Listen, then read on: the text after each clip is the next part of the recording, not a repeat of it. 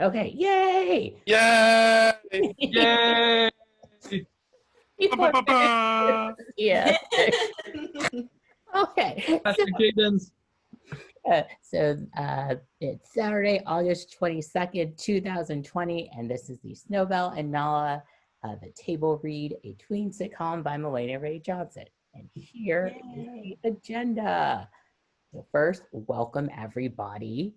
And so then it comes the character introductions, the reading, the postmortem, where everyone's going to say what they think, what they liked, what they didn't like, what they think would be helpful, and any other thoughts you have. And then fifth is a thank you and au revoir. So we should be done by 1:30, if not before that. So now we'll go to the character introductions. Let's do that and stop share. And first I'll go with whoever I see first on my screen. So let's start with Laura. Hi. So say your name and your character name. My name is Laura Tai, and I play KC. Great. And then Leslie. My name is Leslie Borkert, and I'm playing the DJ, Tiffy, dance instructor, language arts teacher, and earth science teacher. Great.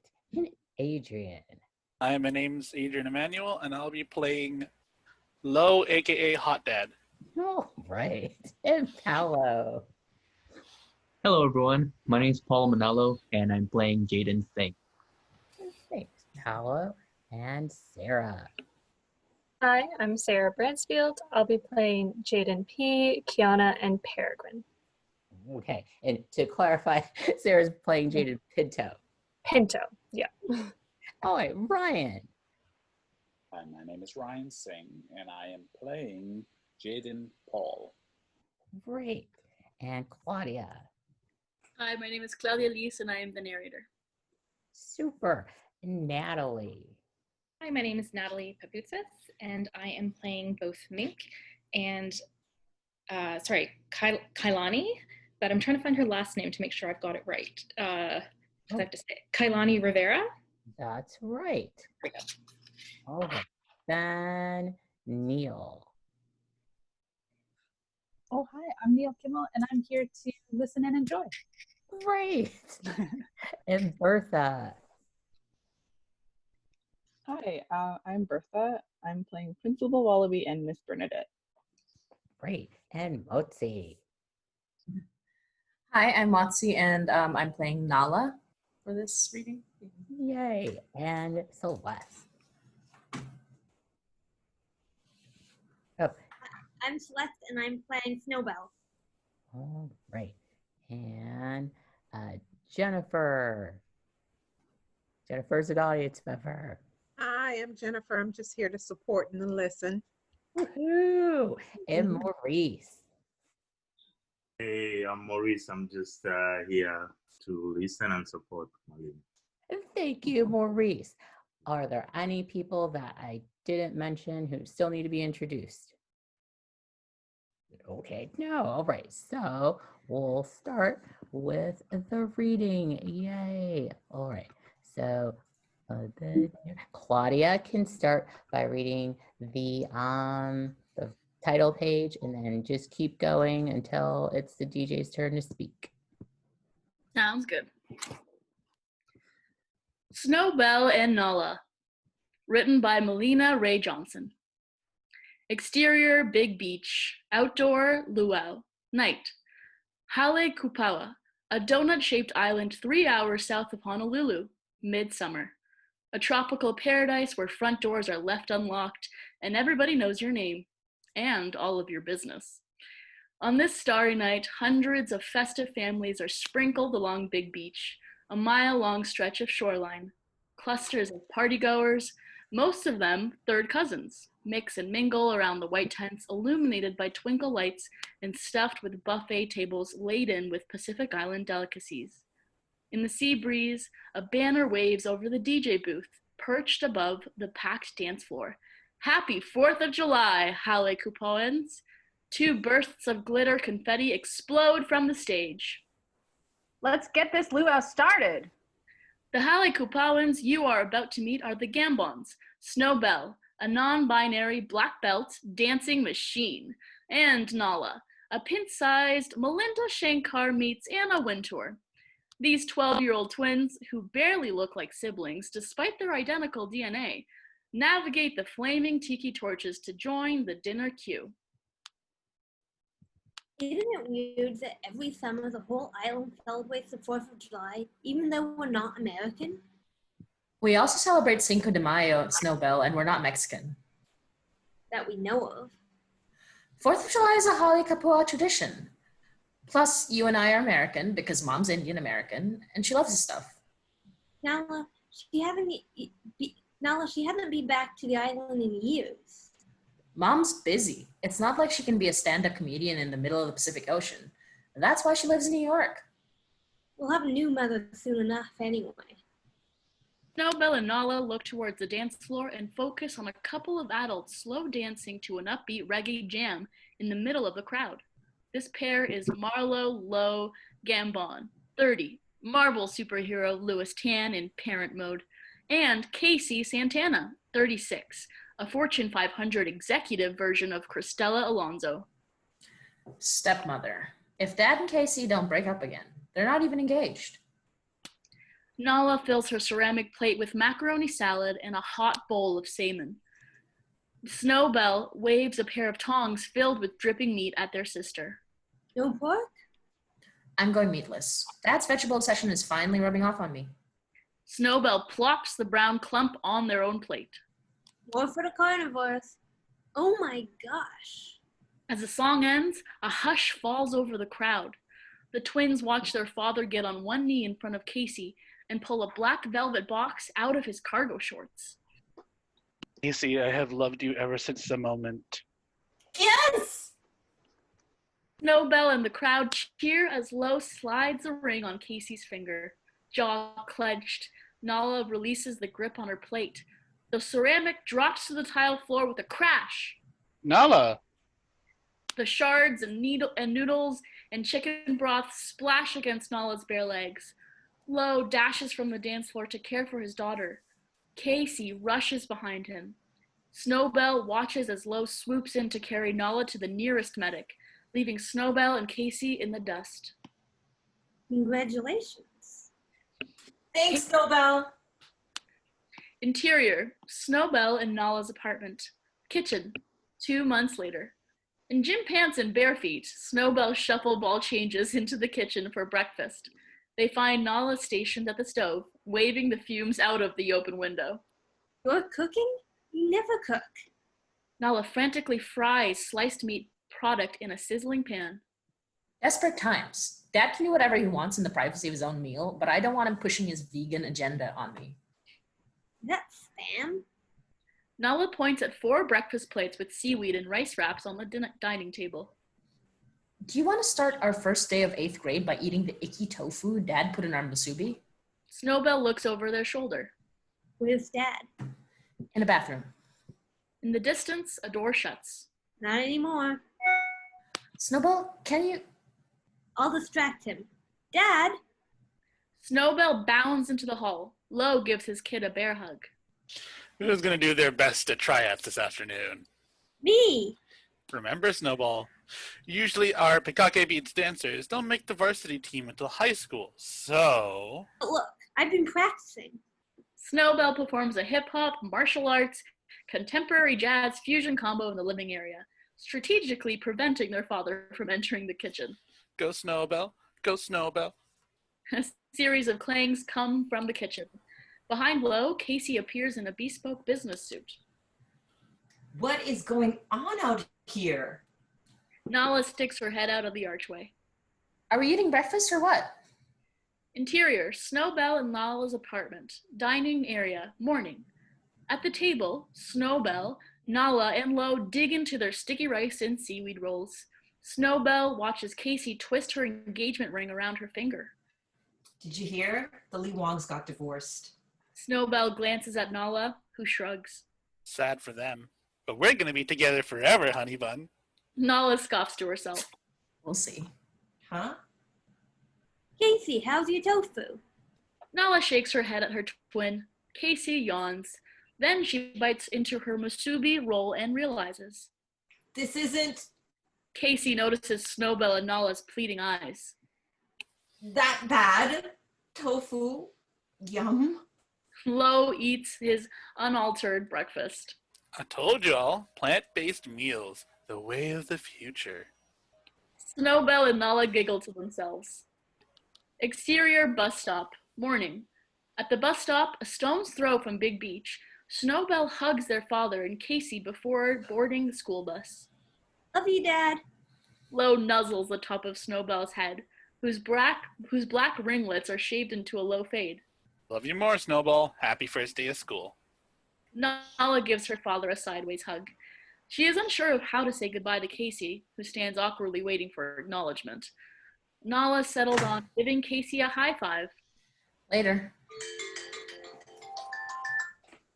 Interior, school bus, morning. The bus rolls along the road, weaving up the hills of Hale Kapua. As they whiz through the dense tropical forest, Snow Belle and Nala share a padded seat with their stuffed backpacks. 8th grade is going to be the coolest. Nala blows a raspberry at her twin. Same stuff, different day. We've been going to school with the same kids from our gerrymandered district since pre-K. You and I will always be in the same classes, like we always are. You're not even excited about our graduation trip? Of course, and I hope the 8th grade council picks a fun location, like Maui. Or Hobbiton. Hobbits, nerd. And proud of it. But after the trip comes summer vacay, and then more school in 9th grade. Snow Belle, nothing ever changes in Hale Kapua, which suits me fine. Casey moved in with us. That's a change. A change no one asked for. Why couldn't our future stepmother wait until after the wedding to invade our home? You think Dad and Casey plan to have another kid? Nala looks at her twin incredulously. One's coming 9 months from now, whether we like it or not. Seriously? How do you know? Casey's tired all the time. She ate 3 helpings of musubi this morning. Even the squishy tofu bits. And it's been over 2 months since she bought maxi pads. How do you know that? Because I usually steal hers. Exterior Zanzibar Middle School, morning. The bus parks and lets the students out in front of the main campus. Change doesn't have to be terrible, Nala. Next to the school's vine-covered gates, an eager boy is the first one waiting outside the doors, waving at the twins through the window. There's something that remains the same. Jade and Paul in your will they, won't they situation. We will. We are. When they get off the bus, Snow Belle is scooped up by an adoring Jade and Paul, 13. This turn of events surprises Nala, whose crew of 13-year-old girls, Mink, Peregrine, and Kiana, materializes around her. Their flat-ironed hair and chic Wahine outfits mirror Nala's ensemble down to their matching coral ballet flats. Nala takes a mirthful gander at Snow Belle and Jade and Paul. So you and my twin are official? Jade and Paul squeezes Snow Belle's shoulders tighter. I know Snow Belle's boyfriend. And I'm Jade and Paul's... Oh, mute. Girlfriend? Boyfriend? Child friend? The group utters a collective, ew! No, Mink. How about NB friend? NB. I like that. NB. Like NB for non-binary friend. Oh, sorry. NB. Like NB for non-binary friend. Do you tell people I'm your non-binary friend? I don't tell people you're my black friend. I am your black friend? Please never call me your black friend. We'll figure it out. Snow Belle and Jade Paul link up with the rest of their guy posse, crafty Jaden Pinto, 13, and jokester Jaden Singh, 13. They depart to find their lockers. As Queen Bee Nala and her minions walk through the outdoor landscapes of the campus, all eyes on them, Kiana turns to Nala. Did you hear about Genesis Lee Wong? Yeah, her family moved to Lake Elmo near Uluru. Well, half her family. I miss her already. Wasn't Genesis elected 8th grade president last year? That's right, Peregrine. I voted for her. Seemed like a safe bet. Should have gone third party. So who becomes president now? Nala glances around at the throngs of puzzled students wandering the grounds. And what is this flood of new people? 6th graders? Peregrine spies a couple of attractive young gentlemen across her path. Not all of them, I hope. Nala spots a new girl with brown ponytail on top of her head. The new girl notices Nala noticing her. I hope. Interior Zanzibar Middle School. Hallway, morning. As Snow Belle closes their locker, they realize Nala and Jaden Paul are carrying different learning materials than Snow Belle. Why do you have two? Why do you two have your language arts books? Because that's our second period class, isn't it? It's mine. Snow Belle compares her schedule with Nala's and Jaden Paul's. The schedules are the same, but not. Why is yours different? We've always been in the same class. What does that H on your paper mean? Interior Zanzibar Middle School. Principal's office. Morning. Snow Belle, full of moxie and chutzpah, corners Principal Wallaby, 65, a sage with the patience of Supreme Court Justice Sotomayor, in her office. Honors. It's a new program we're testing for 8th grade this year. Snow Belle is indignant. Principal Wallaby, why is Nala in honors and I'm not? We're identical. Principal Wallaby gathers a stack of papers from her desk. Last semester, your sister got all A's in every class. I got A's too. Well, I got 1 A. In performing arts. But the rest were almost A's or B's. And C's. Snow Belle, honors is intense. Don't you have dance team practice every afternoon? If I make the cut, Principal Wallaby, I can keep up with Nala. I don't want to be left behind. Can I change my schedule to honors, please? Principal Wallaby shuts her laptop and heads for the exit. Snow Belle, you're the twin I'm worried about getting left behind. Snow Belle furrows her brows. No. Principal Wallaby strides past Snow Belle to the front desk. She grabs the intercom microphone and makes an announcement. Good morning, students. All 8th graders after homeroom, please meet in the auditorium for first period. Thank you. Interior Zanzibar Middle School, auditorium, morning. Once Snow Belle, Nala, and the rest of the crowd of 100 8th graders find their seats, Principal Wallaby hands out a stack of papers. Take one, pass it around. The principal and her ASL interpreter, Miss Yancey, welcome the class back to school. This will be quick. 2 announcements. 1, all of you must participate in an approved extracurricular activity to complete 8th grade. The crowd groans. 2, as you may know, your class president, Genesis Lee Wong, is no longer with us. The students gasp. She's fine. She moved to Australia. Sighs of relief. Therefore, your vice president, Tiffany Kakoa, has agreed to assume the mantle. As the class applauds, Tiffany Kakoa, 13, humble yet self-possessed, joins the principal on stage. Jaden Singh shouts from his folding chair. So who's the next vice president? Tiffy holds out a clipboard. If you want to run, Jaden Singh, sign up now or with Miss Bernadette at the front office by the end of lunch. Jaden Singh leaps from his seat, writes his name on the sheet, and turns to the audience. I promise to make our class trip the best party ever! The crowd cheers! Jaden Singh takes a bow and Tiffy shoos him back to his chair. Tomorrow during first period, we'll have a short debate, then we'll vote. Anyone else? Interior Zanzibar Middle School, auditorium, later. As the students exit the auditorium, Nala watches the new girl with the brown ponytail walk to the front to sign up. Kiana notices Nala noticing the new girl and pointedly asks Mink about her. Who is she?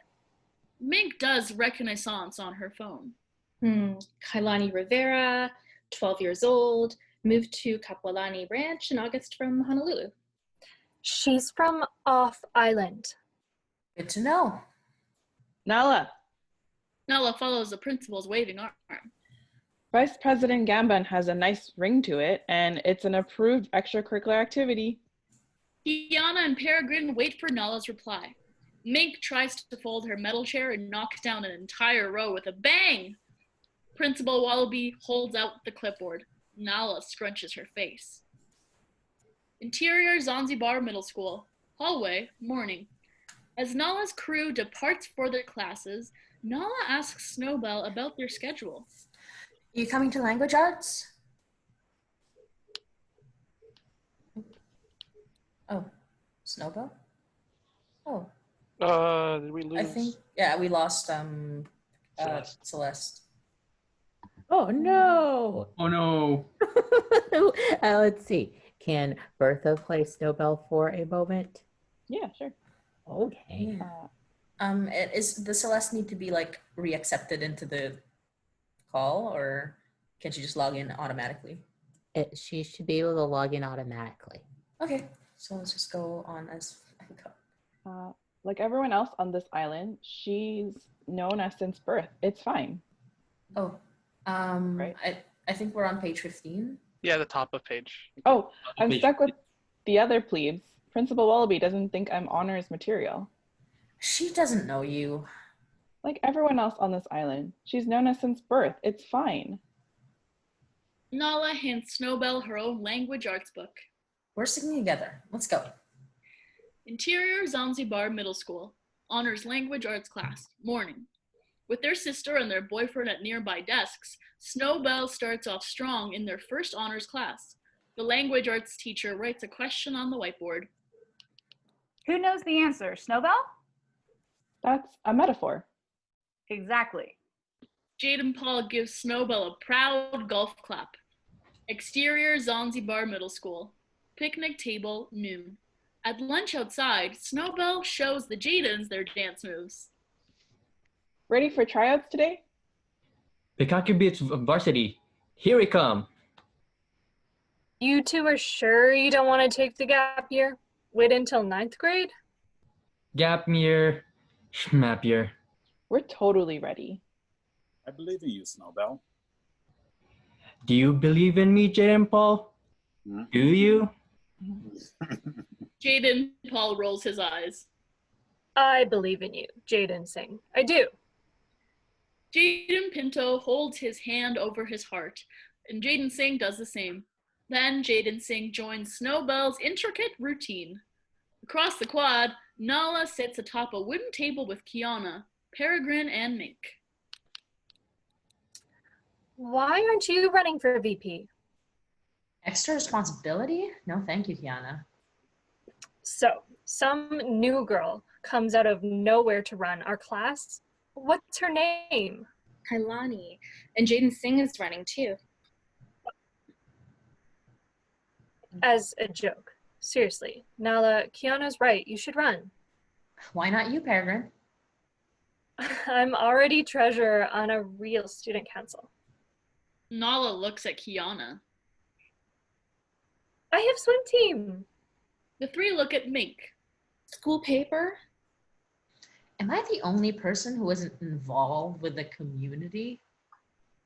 You could go back to dancing with Pacifc Beats, like your twin. That was so long ago. I'm over it. You were dancing with the juniors team literally last year. Nala remains unbothered. If I don't join anything, what's the worst that could happen? Peregrine shows Nala the memo Principal Wallaby handed out at the assembly. Community service with Principal Wallaby. Nala grabs a sheet of paper and reads the fine print. On the weekend? Interior Zanzibar Middle School. Honors Earth Science class. Afternoon. As the Earth Science teacher blathers on about wind and rocks, Snow Belle writes copious notes on their notebook. Who knows the answer? Snow Belle? Aghast, Snow Belle shakes her head and does a poor job of hiding her face. Interior Zanzibar Middle School. Front office. Afternoon. At the end of school, Nala flounces in the front office to the amusement of Miss Bernadette, 50s, the receptionist with strong anti-energy, who is actually related to half the student body. I'm here to sign up for the 8th vice presidential election. Good afternoon to you too, Nala. Sorry, good afternoon. Miss Bernadette, I'm here to sign up for... Miss Bernadette holds up her index finger. The list is closed. Nala's jaw drops. However, I have a proposal for you. Interior, the Movement Center, Lowe's office. Afternoon. The front door of the bustling dance and martial arts studio shuts behind Snow Belle and Nala with a jingle, as the twins walked out toward their father's office. This is the worst. Nala lounges in her father's desk chair. Oh, so Liz can go back to Snow Belle if she's ready. I kept talking, but it was us. There. All right. I know, right? How do you have this much homework in every class? And tryouts start in 5 minutes. Snow Belle hunkers down on a beanbag in the corner of the room and tries to study furiously before tryouts. It's the first day. We don't have to do any work, just reading. You didn't finish that at school? How was I supposed to read chapters while the teachers were talking? Snow Belle, you don't need to read everything. Highlight the first line of each paragraph to get the gist. Nala air quotes at her sister. I get the gist, but I actually want to know what's going on. You worry too much. You're not gonna make the team. We've been dancing since we could walk. Plus, our father runs a studio. This is varsity, Nala. If I'm not good enough, Dad won't care if I sit on the bench for a whole year until the next tryout. Can we talk about my problems now? Snow Belle grimaces and remains focused on their textbook. I have to do something extracurricular, but I can't run for 8th grade president. Then do another activity. The activities at school are boring. Miss Bernadette told me getting a job would count, and she offered to help me find one, but... Their father, Lo, walks by the large glass window and pokes his head in. I couldn't help but overhear. Eavesdrop. It's my office. Squatters' rights. If you need a job, 12-year-old daughter who can't legally work anywhere else, we have plenty for you to do it around the studio. Dad, I've got this. So, that's a no? Nala begins to reply, but then Lo's phone rings in his pocket. Hey, honey bun. Your stomach feels weird? Snow Belle and Nala watch their father resume his walk down the hall. And he wants to have another kid? Why are you so opposed to our family getting bigger? Our family is fine the way it is. You, me, and Dad. A little brother or a little sister would be swell. Snow Belle, you already have a little sister. Me. A timer dings. Snow Belle slams their earth science book shut and grabs their water bottle. Where are you going? Snow Belle points at the large banner hanging outside the window that reads Varsity Tryouts Today. What am I supposed to do? Snow Belle turns around and stands over their seated twin. Now let's recap. Every person in our class needs to participate in an extracurricular activity. Yes. Every adult you have encountered today has presented you with an opportunity to join an extracurricular activity. That's correct. Including 2 who have offered to employ you. For a monetary gain. Snow Belle throws Nala's air quotes back in her face. But because you hate change and love doing the least, you have chosen to ignore the gifts that constantly fall into your lap. And you love doing the most when you should be taking a chill pill. What's your point? My point is you're an entitled brat whose privilege whines. My point is you're an entitled brat whose privilege whines I only put up with because we came out of the same womb. Tell me something I don't know. Oh my gosh, Nala. Run for vice president of the write-in candidate. But Principal Wallaby won't let me on stage for the debate tomorrow morning. Go around her. You always do whatever you want. Anyway. The phone chimes near Snow Belle's bag. What now? Snow Belle checks their screen. It's a text from Jaden Paul. Good luck, Snickerdoodle. Snickerdoodle. Snow Belle scurries to the dance floor, where Jaden Singh is already warming up. Nala sends a group text on her phone, then opens a laptop on her father's desk. A grid of 4 boxes pops onto the computer screen with 4 faces. Kiana, Peregrine, Mink, today I'm announcing my candidacy for... Nala's 3 friends cheer and applaud. I need your help. Interior, the Movement Center, Dance Studio, continuous. Outside on the floor, in the crowd of taller dancers, shorter Snow Belle and Jaden Singh stand front and center to learn the combination, including a triple pirouette. 5, 6, 7, 8. Snow Belle executes the pirouette to the left, while Jaden Singh spins to his right, causing them to crash. Ouch! Watch out! The 2 apologize, while Lo lurks in the doorway, shaking his head at his oldest child flying too close to the sun. Interior, Snow Belle and Nala's apartment, twins' bedroom, night. At home in their pajamas, the twins are working from their respective twin beds. Nala continues the group video chat from her phone. Oh, Kiana, you've got the video campaign running on FaceGram's face? Mm-hmm. Half our class has already liked, commented, or subscribed. Peregrine, you've secured our secret weapon? Confirmed. Wheels in motion. And Mink?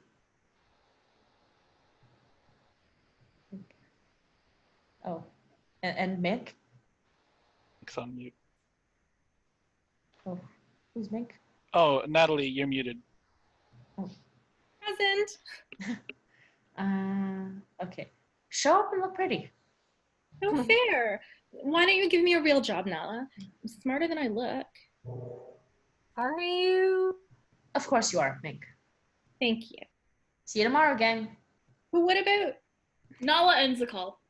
She notices Snow Belle poring over a mound of open books across the room. You aren't done with your homework yet? I was going to slack off, but Dad conveniently reminded me that every dancer on varsity needs a B average to stay on the team. How hard is it to get Bs? Snow Belle scowls at Nala, then stretches an arm and winces.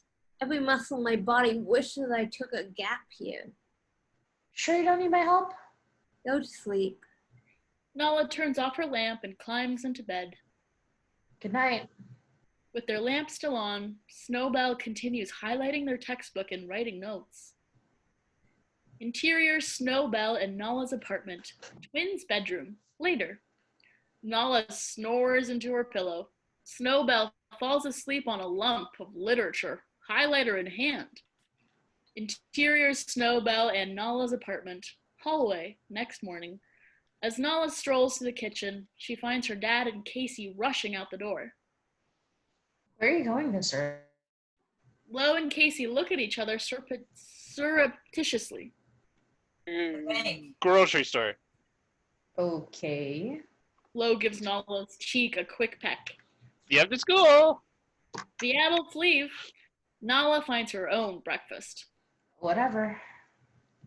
Interior, Snow Belle and Nala's apartment, twins' bedroom, later. Bagel in hand, Nala peeks in on Snow Belle, who is still sacked out. Nala moves to wake up her twin, but then lets Snow Belle sleep in and leaves for school. Interior, Snow Belle and Nala's apartment, twins' bedroom, moments later. When Nala slams the front door, Snow Belle springs out of bed. They realize the rest of the family is gone, grabs her backpack and sprints outside. Exterior, bus stop, morning. Snow Belle chases the next public bus. Wait for me! Exterior, Zanzibar Middle School, morning. Dashes into the school gates. I'm here! Interior, Zanzibar Middle School, auditorium, morning. And bolts into the auditorium, interrupting the debate between Jaden Singh and Kalani, moderated by Principal Wallaby and Miss Yancey. Snow Belle finds an empty folding chair, the one Jaden Paul has been saving, and leans their wary head on his shoulder. Thank you. Jaden Paul kisses Snow Belle's forehead and whispers to them. How did tryouts go? Well, we'll get a message with the team roster sometime today. On stage, Kalani presents her 3-point plan. Number 3, bringing our class together. As one of the new kids in school, I'm excited to meet my peers and represent the 8th grade as best I can. Thank you. Light applause from the audience as Kalani takes her seat. Snow Belle looks over at Nala, who is trembling in an aisle seat, nervously shuffling through color-coded index cards. Kiana and Peregrine keep handing Nala one card and taking back another.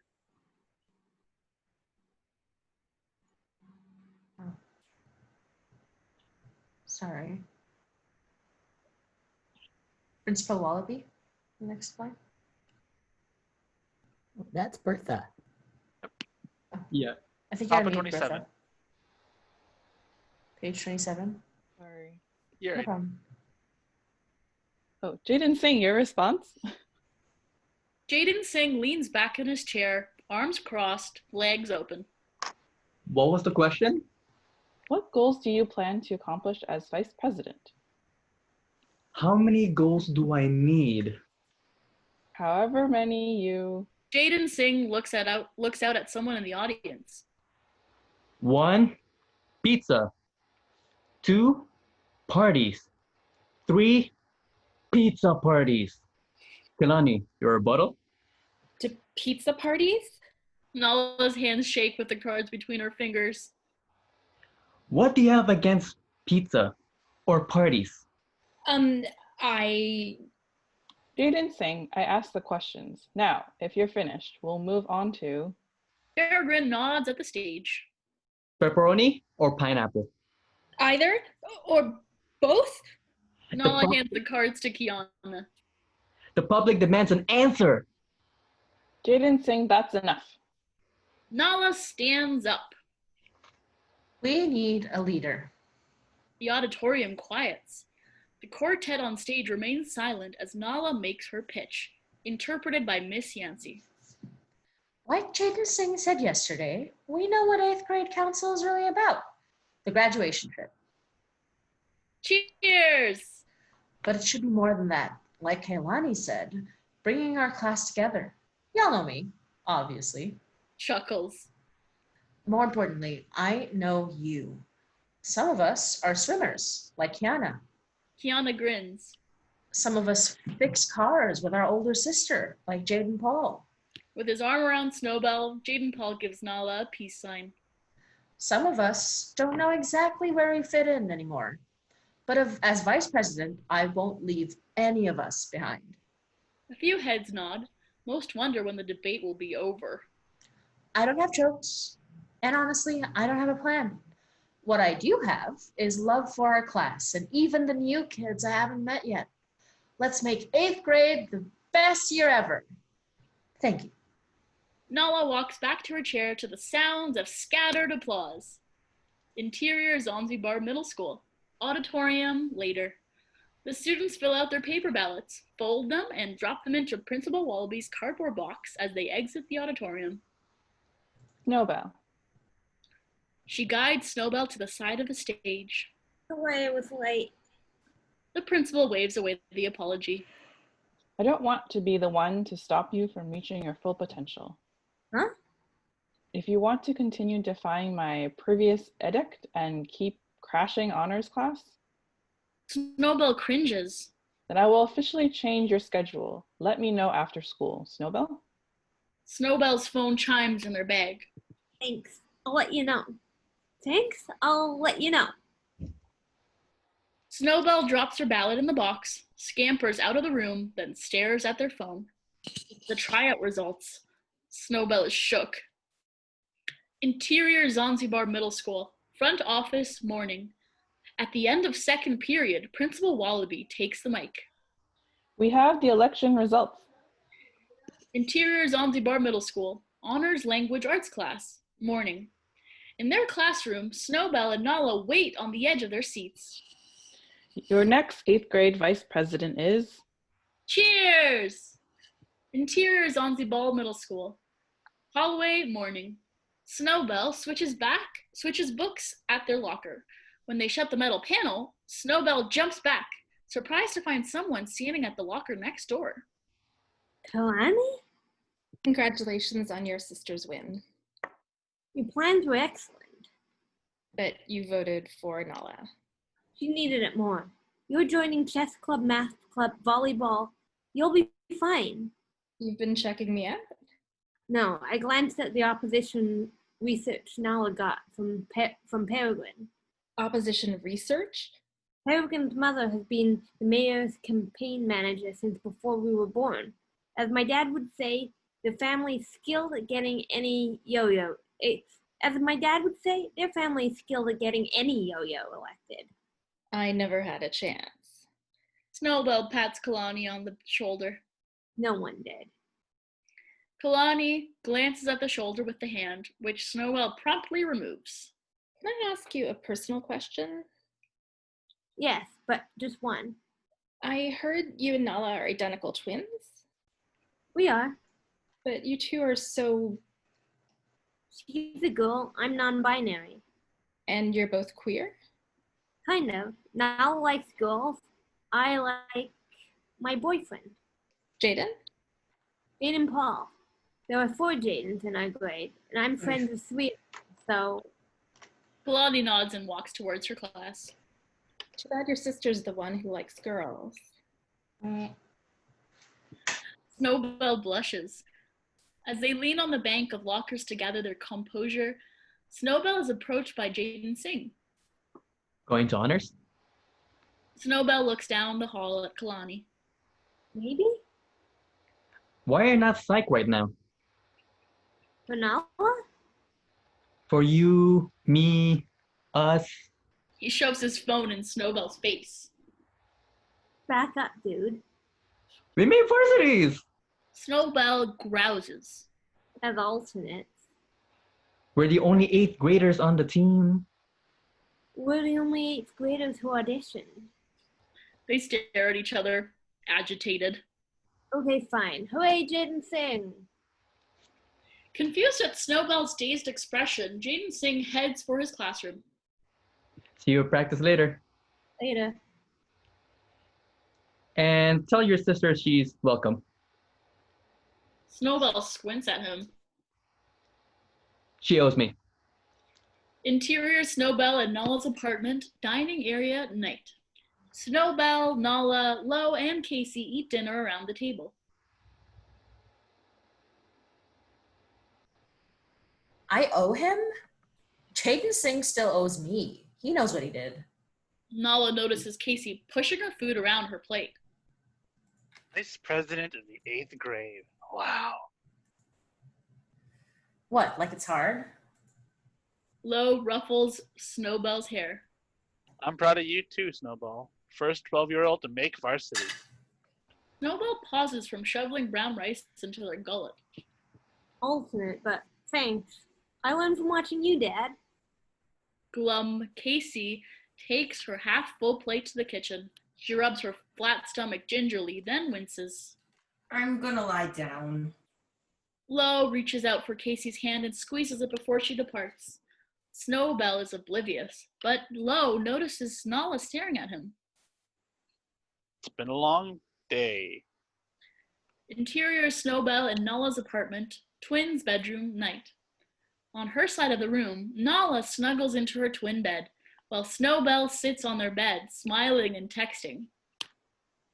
No more all-nighters? I told Principal Wallaby to keep me back with the hoi polloi in coach. Enjoy your honors education up in first class. I'll miss you. A lot has changed, and it's not terrible. You were right.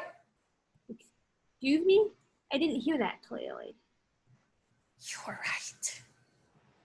One more time? That's enough. When do you think that our new sibling will join us? Not for a while. I made a mistake. And you're admitting it? What have you done with the person I call my twin? I'm not that bad. Snow Belle types on their phone. Good night, Jellybean. The phone chimes immediately with a reply text that makes Snow Belle giggle. What's so funny? Nala hops out of bed to read the joke. Nala Belle pushes her away from the screen, but it's too late. I'm calling you Snickerdoodle now. No. Interior Snow Belle and Nala's apartment, kitchen, morning. Nala finds Snow Belle noshing at the counter. What are you eating? What are you eating? Dad loosened his grip on this vegan craze. Doubt it. Did. Your plate's on the counter. What did he say this was? Snow Belle gestures to their plate as they chow down. Bacon and eggs. Skeptical, Nala checks the trash under the sink and pulls out an empty cardboard box. Those aren't eggs. Off Snow Belle's horrified face. End of show. Yay! Yeah! Yay! Yay. Nice. Everyone did a great job reading. Woohoo! Yay. I especially like the the different interpretations of the lines, and I was like, oh, I didn't know they were going to be read that way. But everyone did a great job. Yay. Nice. Oh, okay. Okay. So if Ryan has to leave early, what does Ryan have to say first? I like it. It's cute.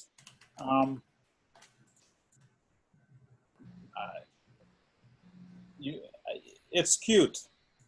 I feel like there's a little bit more conflict that is needed. They have to lose a little bit more for us to really feel that there is a stake that they have to overcome throughout the episodes. I'm not feeling that quite yet. Maybe it's a soft takeoff that will probably lead to something that is heavier, but I'm not feeling that there is enough conflict. Even the relationship with Casey, the twins' relationship with Casey is just patter, patter, patter, patter. And I'm not quite sure where they're at here or there. That is like just patter, patter as well.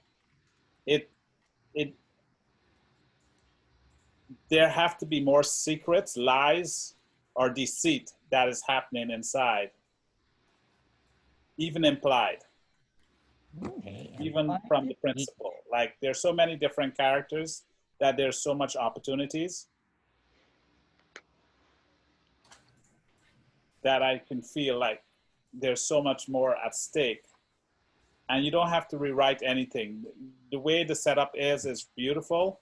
It's just how do you fit those stakes in there to make each character more poignant? The relationships between the kids in school.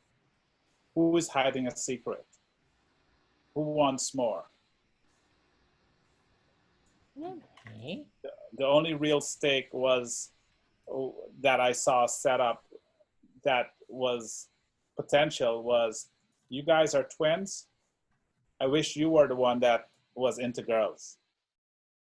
And that was nicely set up itself, because you don't know where it's going to go, but there's a potential that they're identical. So potentially she can fall in love with the other one, but thinking that it's Snow Belle. And I mean, I'm reading the whole season. This man's here for drama. I love it.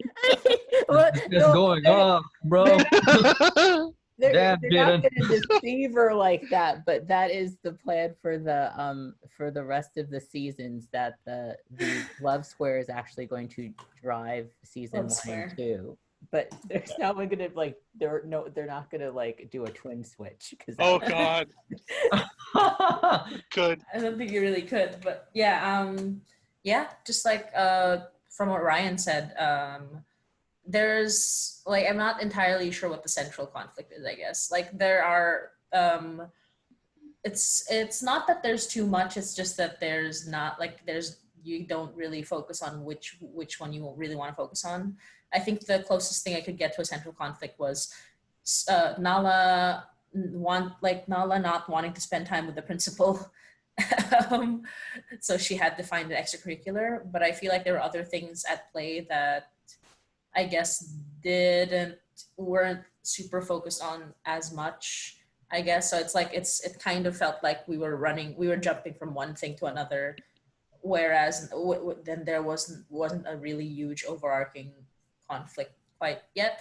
Also, what was with the like, I'm sure that'll be explored later. What was with the parents? Like, why were they leaving early in the morning and hiding the reason? Secret drama. What is the secret in the drama? Oh, you wanna know? You wanna see the next episode, right? I want to know. Yeah. I mean, I guess that's a Yeah. good element. Like, Casey had a miscarriage. Yeah. So they Oh, Is that's that what I that guessed. is? Okay. I guessed that, but I wasn't 100% sure, and I Yeah. felt like if anybody else had picked up on it in the story, it feels like the kids were were more, what do you call? I guess they didn't pick up on it because they were so nonchalant or flippant, or just didn't give it any Didn't react as attention. much. Yeah, I don't know. Maybe it's just Snow me, Belle but- didn't know, but Nala did. Oh, okay. I would feel that maybe in some way she could like react to Casey a little kinder. I don't know, like just to if Well, I she mean, I don't think understands. she likes Casey. Yeah, but like there's like between liking somebody and realizing they just had a miscarriage, it feels kind of like, unless that's her flaw, or like I guess a lot of kids are kind of still self-possessed, so they don't understand how horrible that is. But I don't know. It's just they're 12. They are 12. That's true. Like I guess it's like a flaw of character that is accurate to teenagers. I think you just. Oh, sorry. I just read it as they were just confirming that Casey was pregnant, and that the next episode, like, they'd find out that she was pregnant. I didn't realize that she had lost the baby. I think it's the line at the top of page 35 that is the hint, right? So Snow Belle says, "When do you think our new sibling will join us?" And Nala feels guilty, but she doesn't know why. And then Nala's line is, "Not for a while, I made a mistake." I think the line itself might need a bit of a revision, because I think what you're trying to get at is that Nala feels guilty that she didn't want a sibling, and then she realizes there's a miscarriage and she feels bad about her feeling. Wait, how does Nala know? How does Nala know? Because Casey stopped having her period and she keeps stealing her pads. Oh yeah, no, but like I thought that was the pregnancy thing. I don't understand how she knows about the miscarriage. Do they know about the miscarriage? I don't think so. They do know. Nala and Snow. Nala knows about the miscarriage because she figures that out, but Snow Belle doesn't know about anything. Yeah, I mean, it's for like a end of episode 1. It's a throwaway line that you can be like, "Oh, I was wrong" or something, and then you just kind of like leave it there, and then it gets answered next week on Snow Belle and Nala. It doesn't. I don't think it's especially egregious. It doesn't need to be spelled out right away, right? And even like she can explain how she figured it out next episode. Yeah, if it's not especially explicit. I think it's really just the mistake part that got me, because it's like it's not her mistake, because she did know that she was pregnant and now she's not. It's like it feels like if she made a mistake, it feels like it's saying that she was never pregnant at all, like it's story-wise, as opposed to her realizing that maybe she just say not for a while, and that'll let people pick up on it even if it's not obvious, without saying it was her mistake, because she hasn't made a mistake. She has like been right the whole time. No, What if she's she saying well, she's saying she made a mistake so that she doesn't alert Snow Belle to what happened. But if she's, so it's is it beneficial to have like a moment with her and Casey? Like, it doesn't even have to be like a speaking part, but just them exchanging glances that they know, like, or her finding, like, her bringing home pads and her like clocking this. So It's that you could do on page 34 when Casey's stomach is bothering her and she's going to leave, and she takes her plate to the kitchen. But what if you just have something simple like Nala takes the plate from her, right? And it's like the first nice thing she's done for her. And we get the sense that she knows something, right? And then we don't have to, we're kind of wondering what it is, but we don't know. And I think instead of saying it was a mistake, if she says, "I was wrong," then it's like, you know, I was wrong to feel that way. I was wrong to wish we weren't going to have a sibling. It just kind of, it's a very quick. I think, it's a choice of words more than anything else. And because the difference between Snow Belle's oblivious but Lo notices Nala staring, and Snow Belle's oblivious, but Nala does something, like she gets up into the thing, is probably would sell that Nala's noticed a change between states rather than like Nala was just like, oh, I thought a thing and I might be wrong, sort of. But other than that, like I think that thread is one that's going to be built up in later episodes. I wouldn't stress. Yeah, you but, don't have to stress like about the details. It's just the line, I made a mistake, feels a little like she made a mistake about thinking she was pregnant, as opposed to she realizing later that she had a miscarriage. To be honest, I thought that Casey was like sick. I thought it was cancer, to be quite honest. Like, I'm like, listen, your boy is apparently going dark here, but well, it's drama. Yeah. So like, instead of like, oh, she's not pregnant at all, it's this other thing. Like, kind of was what I thought I made a mistake meant. But I agree. I had the same feeling. I wonder, sorry, Mahlena, do you kind of go into with the next episode, do you kind of go into more detail about all those things that you talked about with the pregnancy and miscarriage? Not in the next episode, because she gets pregnant really quickly after. Oh, that's good for her. Oh, okay. Because then, like, you might just need, like, in this one, the choice of the words, but just a stage direction, so that, like, film-wise, or when somebody reads this, like, in terms of, like, reviewing this, that's coming, so that they know, right? You know, and then just, look at the dialogue, but just stage, if you don't want to change the dialogue, you want to put that in a little bit of a stage direction. Just because, like, if grant writers or whatever, they're gonna, if people are gonna write this when you're pitching, they're gonna need to know a little bit of that, and that you're gonna explain it. You can explain it like a couple of episodes later, but yeah, that you'd want to hint towards that now, like, and you can do that in the stage direction. Yeah, and that's what I was thinking as well too. Just I think just a stage direction. I think that's just what it needs. Yeah. But also the line, I do agree with Motsi that the line. It seems like the pregnancy hint was kind of dropped off a little bit, so it's like maybe changing up the line a little bit to be more specific might help with that solution as well, just to make sure that it doesn't feel like it's dropped off versus it's just something that's alluded to, and that the details are going to be brought out later. So yeah. Well, in terms of the pregnancy thing, in terms of the pregnancy thing, it doesn't play off of that. Dad doesn't react to it, and we don't see a change in Dad's disposition. He's still the same person. That as well. So that shift in Dad will give us an indication without you having to explain anything.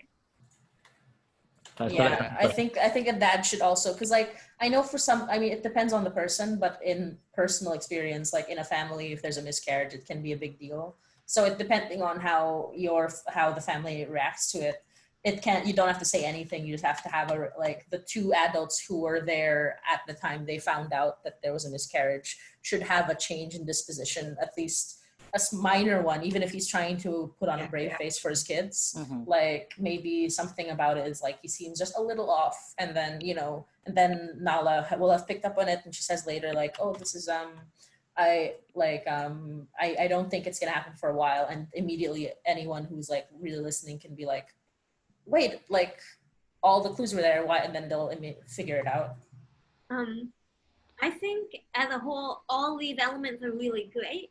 I think that because now we've been talking a long time about miscarriage and baby, I think it might be something that shouldn't be in the first episode, because it does become, like, it has become a really big thing. So I think maybe like focusing just on the girls in the first episode, because it also runs a little bit long.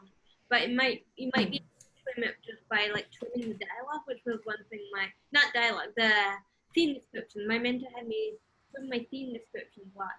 But just because people are like clinging on to one piece so much, maybe giving that more time in a whole different episode and not making that happen in this episode, but it's like a really strong story point that maybe deserves more time in the second episode. I don't know. Yeah. Well, it's supposed to mirror the season finale where Casey gives birth at their wedding.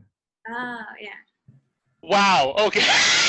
Drama. But yeah, I mean, I think like I think Celeste is making a good point where it's like, I think Celeste is making a good point because, like, right now when we look at the first episode, we're seeing she wants nothing to change, and then things change. She wants to get vice presidency. She wants and Snow Belle wants to be in honors. She wants to get into the dance thing. They have a crush on this girl. It's a lot. It's all, and then now there's like the miscarriage that's implied but not outright stated, but it's still a big thing. So it's like it's a lot of things at once, and I think that even if all these elements can still be in the first episode, you have to figure out which one you're focusing on the most, and kind of like, A story, B story, kind of figuring out which one is the most, I guess the most, not important, but the most focused aspect of these issues, and then kind of figure out what this episode is about, quote unquote, for this first episode. I don't know. What you're saying is very correct there, Matsi. Let's see the relationship build between Dad and Casey. That is bringing a friction or some sort of thing between the twins and the parent and stepmother. By that end of the episode, that could be the hook, the miscarriage or potential miscarriage that leads us into the second episode, which will still give us enough time to play so that when you still get that birth, but it creates a conflict that is she going to have another miscarriage because the birth is now early and during the wedding. It wasn't supposed to come during the wedding. Celeste, that's the finale, not the second episode. I mean, no, I'm talking about. Think about for the people who are going to be watching this who are 10. I totally understand. Concerned about fertility. I totally understand, but it's the reality of things. Yeah. As a person who have lost children due to miscarriage and stillbirth, it's a real thing, because there's that built up anticipation and realism of what's happening and expectations, and I don't know. No, dude, I get what you're saying. Like, even a kid can be like, oh, it didn't work the first time. What's to say it'll not work every time or something, right? Even like by kid logic, it is stressful. So like, I get what you're saying. My 7-year-old kid right now, children are discussing getting baby more siblings. More children for them to have around. My sister just got a baby. So I'm seeing this discussion for 7-year-olds. So it's not too steep for 10-year-olds. Oh no, it's not. It's not too steep. It's more of what I want to convey in this story that's supposed to be a comedy. One thing. Oh, Celeste, yeah. One thing I found really helpful from my mentor, and I never thought it would be, is so in your next draft, are you writing in final draft? Yes. Use the 1 hour pilot or 1 hour drama format and do the act breaks, like build in the act breaks. It makes you build up and cut and build up and cut. And I found that, like, I didn't like, oh, what's this gonna do for me? But I actually found it really helpful because it made me build up. It also made me like try and end an act, like trim so that I didn't go way over or way before. But using the formatting that makes you do act breaks helped me a lot in my own. I forgot to write them in the script. Oh, that's okay. I didn't either. But then when she suggested it, it actually helped me like build the arc. So I'm like, oh. Yeah, it's sort of just like a mental reminder of, oh, the act break is coming. And then like, oh, I built up. And then like you have like points that you need where you build up, and then curve. So mine didn't, like, it helped me a lot, which I didn't think, oh, just formatting, but it did help. Yeah. And I just forgot to actually insert them. Which is totally legit. It doesn't do it well. Totally legit. I will say, I think you have done an excellent job writing distinct characters with distinct personalities. I actually would not confuse any one person for any other person. Yep. Like potentially maybe I showed up once character, but like even then, like the secretary who's there for a single scene is like distinct, and I know exactly who you're talking about. It's also So, like that's incredible. It's so impressive that each Jaden is different too. Yeah. Oh my god. Each Jaden, yeah. I wrote out a character profile for every character except Miss Bernadette. So, but like even Miss Bernadette, you just say, "Oh, she's got the big auntie energy," and I'm like, "Okay, I know I know got auntie. Auntie, I get auntie." Like. Oh, Natalie? Love Peregrine's name. Yeah. Oh, Natalie, what's that? I was gonna say, I think one of the reasons we're focusing on the miscarriage is because it's like one of the last things that happens. Yeah. Not so much on the luau. Before we move on from it, because I wanted to say something about Nala, but I think actually, to me, it works really well as like a C story and saying something about the relationship in a very efficient way. We know kind of what's been happening. There's a lot that is unsaid that tells that story. Mm-hmm. If you wanted to not put that in the first episode, I think you could easily lift it and put it right into the second, like with the same kind of exchanges. And the only thing if you did that, then in the first episode, kind of like maybe the girls, Snow Belle and Nala's, their more about their attitude towards their dad and Casey could fill that. But I think it works. I don't kind of feel that there's too much in the pilot. The one thing I would say though is like, so Snow Belle has two things that she wants. She wants to get on the dance team, and she wants to stay with her sister in honors, right? So that she kind of has a split focus in a way, but I don't think that's necessarily bad. Again, like you could focus more on one than the other if you wanted to, but I really like all those scenes where she knows the answer and then she doesn't know the answer. Like just coming back to that is really fun. With Nala, I feel like what you're trying to get across and what that comment the principal makes about her is that she's so smart, but she doesn't put a lot of effort into things because it's easy for her. And so in terms of getting left behind, it sounds like that's maybe what the worried about with her rather than with Snow Belle. And the whole thing where she kind of like waits to the last minute and then is like, okay, I'll become vice president. And she has to do this whole thing to get there. So, it's like a classic procrastinator sort of thing in a way.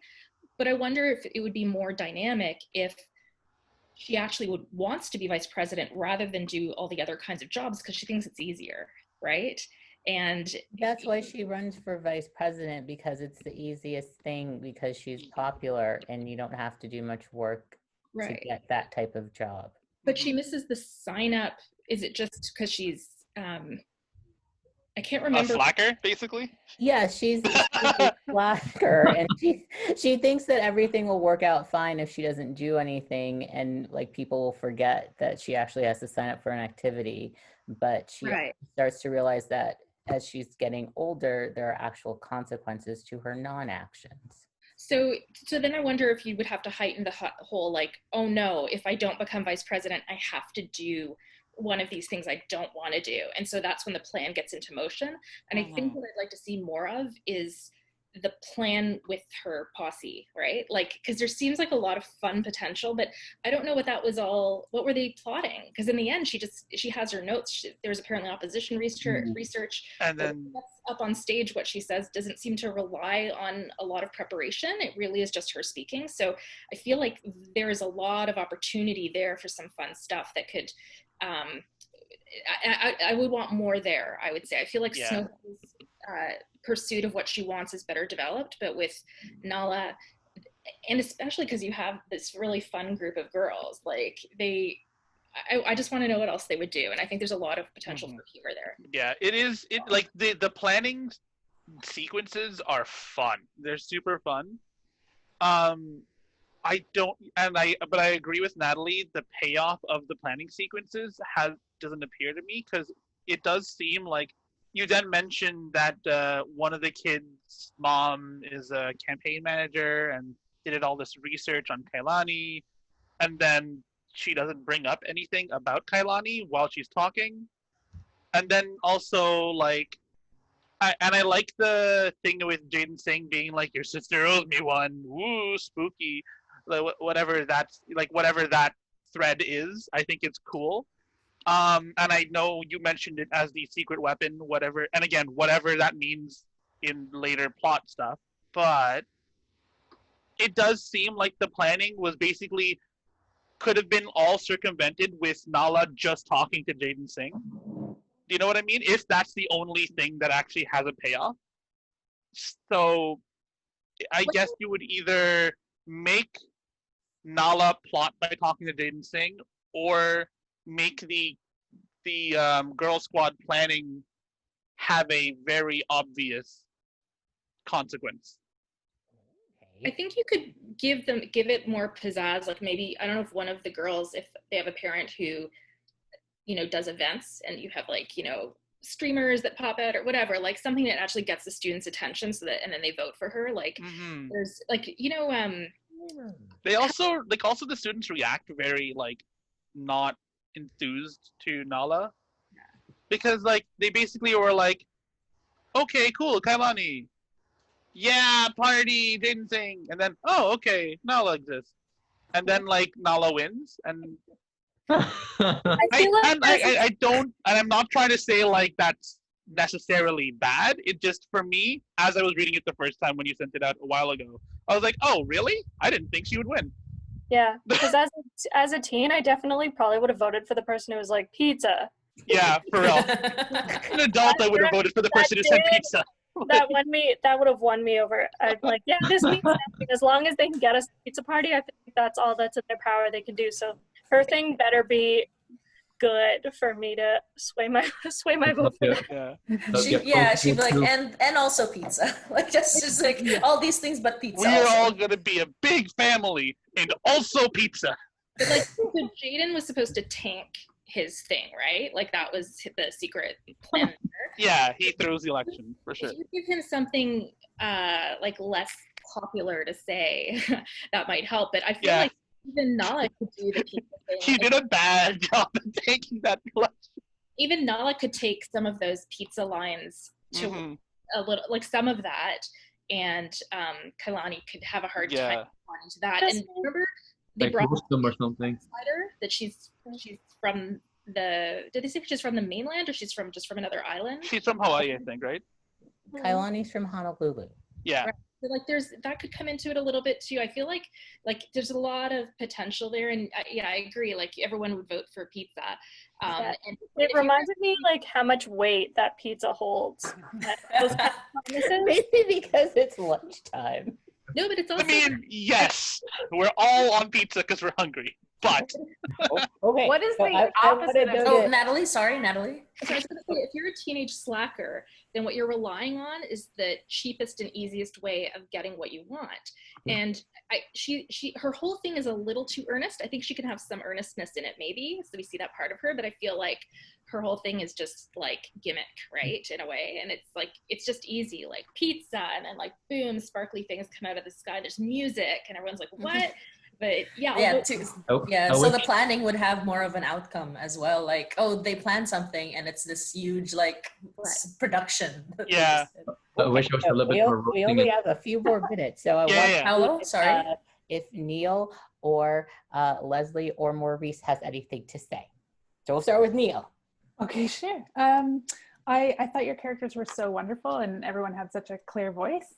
I thought that was amazing. I loved the pizza debate, made me giggle a lot. I agree kind of with what everyone's been saying about conflict and just needing a bit more conflict throughout. And in terms of,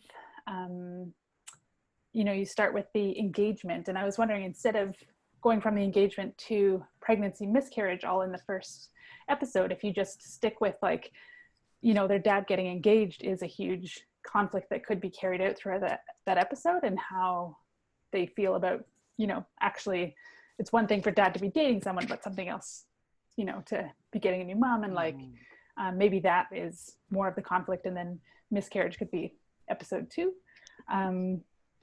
And yeah, that was the big thing I was thinking. And then also with Snow Belle having the 2 kind of goals. Yeah, I think I was thinking maybe sticking with just her focusing on being in the honors classes with her sister might be is a bit of the stronger one, and saving maybe like the audition for dance for later as well, just to like streamline and focus on the goals. If that makes sense. Great. Okay. And Maurice.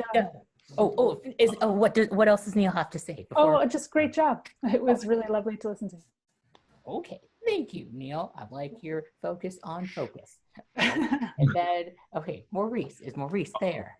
Yeah, I am there. Sorry guys about my camera. My internet sucks and put the camera, everything hangs.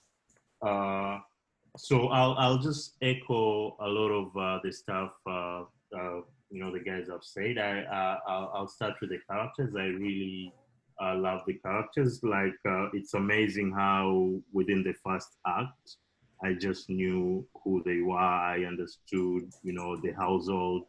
I understood the conflict, the problems they have with their potentially stepmom. So I think that was really well done. When it comes to where I say I kind of struggle a bit was with the structure. Like the episode's story arc. I do feel there was a lot going on, and I know sometimes there's that temptation in a pilot episode where you want to cover everything.